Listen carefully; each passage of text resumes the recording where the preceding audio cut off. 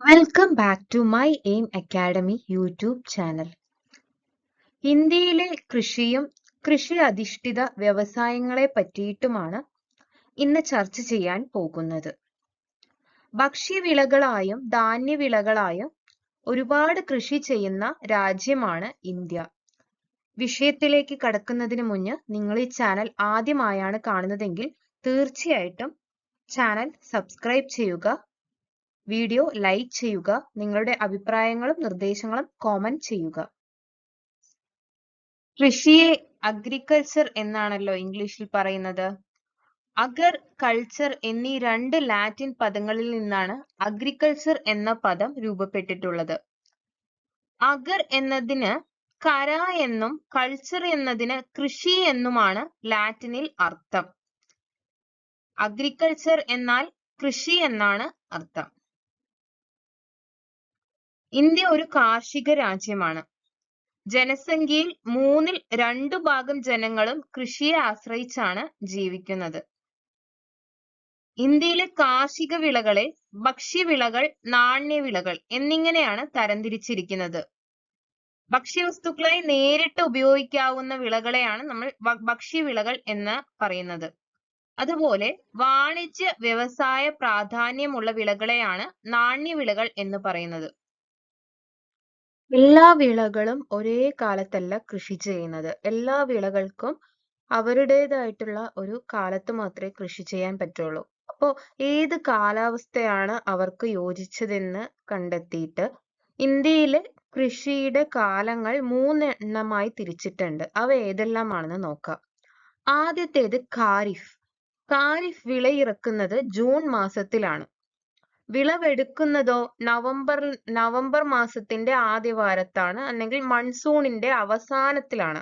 വിളയിറക്കുന്നത് മൺസൂണിന്റെ ആരംഭത്തിലും. Monsoon ആണ് ഇതിന്റെ അടിസ്ഥാനമായിട്ട് കണക്കാക്കുന്നത്. ഖാരിഫ് വിളകളിൽ പ്രധാനമായിട്ടുള്ളത് നെല്ല്, ചോളം, പരുത്തി, തിനവിളകൾ, ചണം, കരിമ്പ്, നിലക്കടല എന്നിവയാണ്. അപ്പൊ ഖാരിഫ് കാലത്ത് വിളവെടുക്കുന്നത് ഏതൊക്കെയാണ്? നെല്ല്, ചോളം, പരുത്തി, തിനവിളകൾ, ചണം, കരിമ്പ്, നിലക്കടല. അടുത്തതാണ് റാബി കൃഷി. ഈ ഖാരിഫ് വിളയിറക്കി കഴിഞ്ഞതിന് അടുത്തതായിട്ട് വരുന്ന സൈക്കിളാണ്, അല്ലെങ്കിൽ അടുത്ത പീരീഡ് ഓഫ് ടൈമിൽ വരുന്ന ഒരു കൃഷിയാണ് റാബി കൃഷി.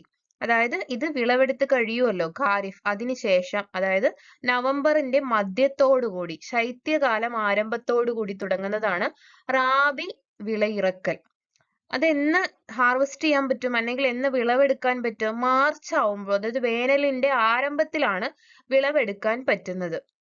അതിലേക്ക് ഏറ്റവും യോജിച്ച കൃഷികൾ ഏതൊക്കെയാന്ന് വെച്ചാൽ ഗോതമ്പ്, പുകയില, കടുക്, പയർവർഗ്ഗങ്ങൾ. ഇതെല്ലാമാണ് റാബി വിളവെടുപ്പ് കാലത്ത്, അല്ലെങ്കിൽ റാബിയുടെ കാലത്തിൽ കൃഷി ചെയ്യുന്ന ഇനങ്ങൾ. അടുത്ത മൂന്നാമത്തെയാണ് സെയ്ദ്. സെയ്ദ് എപ്പോഴാ വിള ഇറക്കുന്നതെന്ന് ചോദിച്ചാല് റാബി കഴിഞ്ഞ ഉടനെ, അതായത് മാർച്ച് മാസത്തിലാണ്, വേനലിന്റെ ആരംഭത്തോടു കൂടിയാണ് സെയ്ദ് കൃഷി തുടങ്ങുന്നത്. അവയുടെ വിളവെടുപ്പ് കാലം ജൂൺ മൺസൂൺ കാലത്തിന്റെ ആരംഭം, അതായത് ജൂൺ മാസത്തിന്റെ തുടക്കം, അതായത് ഖാരിഫ് തുടങ്ങുന്നതിന് തൊട്ട് മുന്നായിട്ട് ഇതിന്റെ വിളവെടുപ്പ്, അല്ലെങ്കിൽ അതിന്റെ വിളവെടുപ്പ് കഴിഞ്ഞിരിക്കണം. അപ്പൊ അവയിൽ വരുന്നതാണ് പഴവർഗ്ഗങ്ങളും പച്ചക്കറികളും. അങ്ങനെ 3 ഇനം, അല്ലെങ്കിൽ 3 കാലാവസ്ഥയിലായിട്ടാണ്, 3 കാർഷിക കാലങ്ങളാണ് ഇന്ത്യയിൽ നിലനിൽക്കുന്നത്. വളരെ പ്രധാനപ്പെട്ട ഒരു കാലമാണ് ഇതെല്ലാം. നെല്ല് ഇന്ത്യയിലെ ഒരു പ്രധാനപ്പെട്ട ഭക്ഷ്യവിളയാണ്. ഏറ്റവും മുഖ്യമായ ഭക്ഷ്യവിളയാണ്. ഏറ്റവും കൂടുതൽ ഉൽപ്പാദിപ്പിക്കപ്പെടുന്ന ഒരു ഭക്ഷ്യവിള കൂടിയാണ് നെല്ല്. ലോകത്തിന്റെ കണക്കെടുത്ത് നോക്കുമ്പോൾ ഇന്ത്യ 2ാം സ്ഥാനത്താണ് നെല്ലുൽപാദനത്തിന്റെ കാര്യത്തിലുള്ളത്. 1ാം സ്ഥാനത്ത് ഏത് രാജ്യമാണെന്ന് അറിയാമോ? ചൈനയാണ്. 1ാം സ്ഥാനത്തുള്ളത്. ഇന്ത്യ, നമ്മുടെ രാജ്യം, 2ാം സ്ഥാനത്താണ് ഉള്ളത്. എക്കൽ മണ്ണാണ് നെൽകൃഷിക്ക് ഏറ്റവും അനുയോജ്യമായിട്ടുള്ള മണ്ണിനം. എക്കൽ മണ്ണാണ് നെൽകൃഷിക്ക് ഏറ്റവും അനുയോജ്യമായിട്ടുള്ള മണ്ണിനം. അതുപോലെ തന്നെ 24 ഡിഗ്രി സെൽഷ്യസിൽ കുറയാത്ത താപനില, ഒരു ഉയർന്ന താപനില തന്നെ ഇതിനാവശ്യമാണ്.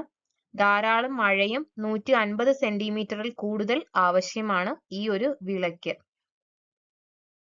ഇന്ത്യയുടെ ഭക്ഷ്യവിളകളിൽ രണ്ടാമതായി ഏറ്റവും കൂടുതൽ ഉൽപ്പാദിപ്പിക്കപ്പെടുന്ന ഭക്ഷ്യവിള ഗോതമ്പാണ്.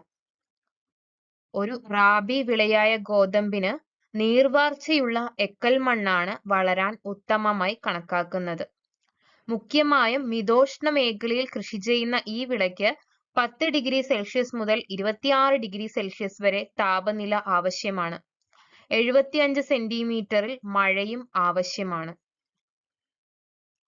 ചോളം അഥവാ മേസ് എന്ന അറിയപ്പെടുന്ന വിള ഭക്ഷ്യവിളകളിൽ 3-ാം സ്ഥാനത്താണ് ഇന്ത്യയിൽ ഉൽപ്പാദിപ്പിക്കപ്പെടുന്നത്. ശരാശരി 75 സെന്റിമീറ്റർ വാർഷിക വർഷപാതം അഥവാ മഴ ആവശ്യമാണ്. അങ്ങനെ ലഭിക്കുന്ന പ്രദേശങ്ങളിലാണ് ഇത് കൃഷി ചെയ്യുന്നതും. നീർവാർച്ചയുള്ള ഫലഭൂയിഷ്ഠമായ മണ്ണാണ് ഏറ്റവും അനുയോജ്യമായി കണക്കാക്കുന്നത്. പ്രധാനമായും കൃഷി ചെയ്യുന്ന സ്ഥലങ്ങൾ മധ്യപ്രദേശ്, കർണാടകം, രാജസ്ഥാൻ, ഉത്തർപ്രദേശ് എന്നിവിടങ്ങളിലാണ്. നെല്ല്, ഗോതമ്പ്, ചോളം ഇവയെല്ലാം തന്നെ ഭക്ഷ്യവിളകളാണ്. ഭക്ഷ്യോൽപാദനവുമായി ബന്ധപ്പെട്ട ആവശ്യങ്ങൾക്ക് വേണ്ടിയിട്ടാണ് ഇവയുടെ ഉൽപാദനവും വിപണനവും നടക്കുന്നത്. ഇനി പഠിക്കാൻ പോകുന്നത് നാണ്യവിളകൾ അഥവാ ക്യാഷ് ക്രോപ്സിനെ പറ്റിയിട്ടാണ്. എന്താണ് ഇവയുടെ ആവശ്യം? അതായത് ഭക്ഷ്യോൽപാദനം അല്ലാതെയുള്ള ആവശ്യങ്ങൾക്ക് വേണ്ടി ഉപയോഗിക്കുന്നവരെ ആണ് നമ്മൾ ഇൻഡസ്ട്രിയൽ ബേസ്ഡ് വ്യവസായവുമായി ബന്ധപ്പെട്ട് മറ്റു പല ആവശ്യങ്ങൾക്കും വേണ്ടി ഉപയോഗിക്കുന്നവയാണ് നാണ്യവിളകൾ എന്ന് പറയുന്നത്. ആദ്യമായിട്ട് വരുന്നത് പരുത്തിയാണ്. പരുത്തി എന്താണ്? കോട്ടൺ വസ്ത്രങ്ങളുടെ നിർമ്മാണത്തിനും മറ്റാവശ്യങ്ങൾക്കുമായി ഉപയോഗിക്കുന്ന നൂല് അതുപോലെയുള്ള കാര്യങ്ങൾക്കായിട്ട് ഉപയോഗിക്കുന്ന പരുത്തി കൃഷിയും പരുത്തിത്തുണി വ്യവസായവും. മഞ്ഞുവീഴ്ചയില്ലാത്ത വളർച്ചാകാലവും 20 മുതൽ 30 ഡിഗ്രി സെൽഷ്യസ് വരെ താപനിലയും ചെറിയ തോതിൽ വാർഷിക വർഷപാതവും പരുത്തി കൃഷിക്ക് അനുയോജ്യമാണ്. മഞ്ഞുവീഴ്ചയില്ലാത്ത പ്രദേശമായിരിക്കണം. 20 മുതൽ 30 ഡിഗ്രി സെൽഷ്യസ് വരെ താപനില ആവശ്യമാണ്. ചെറിയ തോതിൽ മഴയും ആവശ്യമാണ്. കറുത്ത മണ്ണും എക്കൽ മണ്ണുമാണ് ഏറ്റവും അനുയോജ്യം. കറുത്ത മണ്ണ് എവിടെയാണ് കാണുന്നത്? ഡക്കാൻ പീഠഭൂമി പ്രദേശത്താണ്. അപ്പോൾ അവിടെ തന്നെയാണ് പരുത്തി കൃഷിയും വ്യാപകമായി നടക്കുന്നത്. അപ്പൊ കറുത്ത മണ്ണും എക്കൽ മണ്ണുമാണ് ഏറ്റവും അനുയോജ്യമായിട്ട് വരുന്നത്. പരുത്തിയെ ഇനി ഒരു പേര് കൂടി പറയുന്നു, യൂണിവേഴ്സൽ ഫൈബർ. അപ്പൊ യൂണിവേഴ്സൽ ഫൈബർ എന്താണെന്ന് ചോദിച്ചാൽ അത് പരുത്തിയാണ്. യൂണിവേഴ്സൽ ഫൈബർ എന്താണെന്ന് ചോദിച്ചാൽ അത് പരുത്തിയാണ്. ഉൽപാദനത്തിൽ ഇന്ത്യക്ക് 2-ാം സ്ഥാനമാണ് ഉള്ളത്. SCRT ടെക്സ്റ്റ് ബുക്കിൽ അപ്ഡേറ്റഡ് അല്ല. ഇപ്പൊ ഏറ്റവും അപ്ഡേറ്റഡ് ആയിട്ടുള്ള ഇൻഫോർമേഷൻ ഇന്ത്യക്ക് 2-ാം സ്ഥാനമാണ് ഇതിലുള്ളത്. ഏറ്റവും വലിയ കൃഷി അധിഷ്ഠിത വ്യവസായമാണ് പരുത്തിത്തുണി വ്യവസായം. ഏറ്റവും വലിയ കൃഷി അധിഷ്ഠിത വ്യവസായം ആണ് പരുത്തിത്തുണി വ്യവസായം. ഇന്ത്യയിലെ ആദ്യത്തെ പരുത്തിത്തുണി മിൽ സ്ഥാപിതമായത് 1818-ലാണ്. അത് കൊൽക്കത്തയ്ക്ക് സമീപമുള്ള ഫോർട്ട് ഗ്ലാസ്റ്ററിലാണ്. ഫോർട്ട് ഗ്ലാസ്റ്ററിൽ ആണ്. വൻതോതിൽ ഉൽപാദനം ആരംഭിക്കുന്നത് എന്ന് മുതലാണ്? 1854 മുതലാണ്. അത് മുംബൈയിലാണ് നടന്നത്. ഇന്ത്യയിലെ ഏറ്റവും പ്രധാന പരുത്തിത്തുണി ഉൽപാദന കേന്ദ്രം മുംബൈ തന്നെയാണ്. അതുകൊണ്ട് തന്നെ ഈ നഗരത്തിന് മറ്റൊരു പേര് കൂടിയുണ്ട്, കോട്ടോണോപോളിസ് എന്ന് വിശേഷിപ്പിക്കുന്ന നഗരം മുംബൈ നഗരമാണ്. മുംബൈ കഴിഞ്ഞാൽ ഗുജറാത്തിലെ അഹമ്മദാബാദ് ആണ് പ്രധാന പരുത്തിത്തുണി വ്യവസായ കേന്ദ്രം. മുംബൈ കഴിഞ്ഞാൽ 2-ാം സ്ഥാനത്തുള്ളത് അഹമ്മദാബാദ് ആണ്. ചണം കൃഷിയും ചണ വ്യവസായവും നോക്കാം. ചണം എന്നാൽ എന്താണ്? ജ്യൂട്ടാണ്. ജ്യൂട്ട്, ഈ ചാക്കിലൊക്കെ ഉണ്ടാവുന്ന നൂലിനെയാണ് ചണം അഥവാ ജ്യൂട്ട് എന്നൊക്കെ പറയുന്നത്. ചൂടും ഈർപ്പവും ഉള്ള സാഹചര്യങ്ങളാണ് ചണം വളരുന്നത്. ചൂടും ഈർപ്പവും ഉള്ള സാഹചര്യങ്ങളിലാണ് ചണം വളരുന്നത്. അതുപോലെ ഉയർന്ന താപനില ഇതിനാവശ്യമാണ്. 150 സെന്റിമീറ്ററിൽ കൂടുതൽ മഴയും ചണം കൃഷിക്ക് അത്യന്താപേക്ഷിതമാണ്. ഉയർന്ന താപനിലയും ഉയർന്ന മഴയും ആവശ്യമാണ്. എക്കൽ മണ്ണാണ് ഇതിന് ഏറ്റവും അനുയോജ്യമായിട്ടുള്ള മണ്ണ്. ഇന്ത്യയിൽ പശ്ചിമ ബംഗാളിലെ ഗംഗ ബ്രഹ്മപുത്ര ഡെൽറ്റ പ്രദേശമാണ് പ്രധാന ചണ ഉൽപാദന മേഖല. ഗംഗയുടെ ഡെൽറ്റ മേഖല, അതായത് ഗംഗ ബ്രഹ്മപുത്ര ഡെൽറ്റ മേഖല പശ്ചിമ ബംഗാളിലാണ് സ്ഥിതി ചെയ്യുന്നത്. ഈ ഒരു മേഖലയിലാണ് മെയിൻ ആയിട്ട് ചണം കൃഷി ചെയ്യുന്നത്. ഇന്ത്യയിൽ പശ്ചിമ ബംഗാളിലും ഒഡീഷയുടെ ചില ഭാഗങ്ങൾ മാത്രമാണ് ഈ ഒരു പ്രധാനമായിട്ടുള്ള ചണം കൃഷി മേഖല. ചണം ഉൽപാദനത്തിൽ ഇന്ത്യക്ക് ലോകത്തിൽ തന്നെ 2ാം സ്ഥാനമുണ്ട്. 1ാം സ്ഥാനത്ത് ബംഗ്ലാദേശ് ആണ്, 2ാം സ്ഥാനത്ത് ഇന്ത്യ. തേയില കൃഷി, ദിനവും നമ്മൾ കുടിക്കുന്ന ചായയിലെ തേയിലയെ പറ്റി അറിയാം. തേയില ഏറ്റവും കൂടുതൽ ഉൽപ്പാദിപ്പിക്കുന്ന 2ാമത്തെ രാജ്യമാണ് ഇന്ത്യ. SCERT ടെക്സ്റ്റ് ബുക്കുകളിൽ 1ാം സ്ഥാനമായിരിക്കും കാണുന്നത്. എന്നാൽ ഇപ്പോൾ അപ്ഡേറ്റഡ് ആയിട്ടുള്ള ഇൻഫോർമേഷൻ വെച്ചിട്ട് ചൈനയ്ക്കാണ് 1ാം സ്ഥാനം, ഇന്ത്യ 2ാം സ്ഥാനത്തേക്ക് ആയിരിക്കുകയാണ്. ഇന്ത്യയിൽ ആസാം, പശ്ചിമ ബംഗാൾ, കേരളം, തമിഴ്നാട് ഈ സംസ്ഥാനങ്ങളിലാണ് ഇന്ത്യയിൽ തേയിലത്തോട്ടങ്ങൾ ധാരാളമായി കണ്ടുവരുന്നത്. അസാമിൽ ആണ് ഏറ്റവും കൂടുതൽ തേയില കൃഷി ചെയ്യുന്നത്. 200 മുതൽ 250 സെന്റിമീറ്റർ വരെ മഴ ആവശ്യമാണ്. അതുപോലെ 25 മുതൽ 30 ഡിഗ്രി സെൽഷ്യസ് വരെ താപനിലയും ആവശ്യമാണ്. കുന്നിൻ ചെരുവുകളാണ് ഈ കൃഷിക്ക് അനുയോജ്യമായിട്ടുള്ളത്. ജൈവാംശമുള്ള ജലം വാർന്നു പോകുന്ന മണ്ണാണ് ആവശ്യം. അതായത് ജൈവാംശവും വേണം, എന്നാൽ ജലം വാർന്നും പോകണം.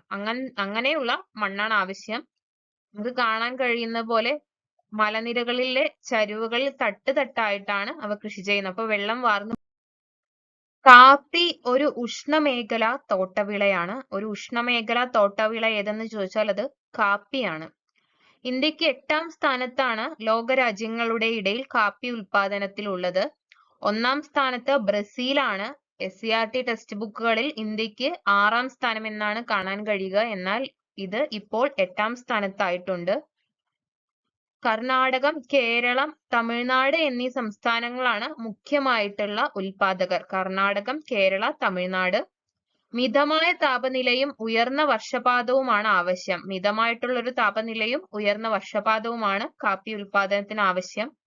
അന്താരാഷ്ട്ര വിപണിയിൽ ഏറെ ആവശ്യക്കാരുള്ള അറബിക്ക എന്ന മുന്തിയ ഒരു ഇനം കാപ്പിക്കുരുകളാണ് ഇന്ത്യയിൽ മുഖ്യമായും ഉൽപ്പാദിപ്പിക്കുന്നത്. അറബിക്ക എന്നുള്ള ഒരു ഇനമാണ് ഇന്ത്യയിലെ മുഖ്യ ഇനം. ഉൽപാദനത്തിൽ മൂന്നിൽ 2 ഭാഗവും ഉൽപ്പാദിപ്പിക്കുന്നത് കർണാടക സംസ്ഥാനമാണ്. അപ്പോൾ ഏറ്റവും കൂടുതൽ ഇന്ത്യയിൽ ഉൽപ്പാദിപ്പിക്കുന്ന സംസ്ഥാനവും കർണാടക സംസ്ഥാനം തന്നെയാണ്. കരിമ്പ് കൃഷിയും പഞ്ചസാര വ്യവസായവും നോക്കാം. ചൂടും മഴയും ഉള്ള കാലാവസ്ഥയിലാണ് കരിമ്പ് കൃഷി ചെയ്യുന്നത്. കറുത്ത മണ്ണും എക്കൽ മണ്ണും തുടങ്ങിയ മണ്ണിനങ്ങളാണ് ഏറ്റവും അനുയോജ്യം. കരിമ്പ് ഉൽപാദനത്തിൽ ഇന്ത്യക്ക് ലോകത്തിൽ വെച്ച് 2ാം സ്ഥാനമാണ് ഉള്ളത്. 1ാം സ്ഥാനത്തുള്ളത് ബ്രസീലാണ്.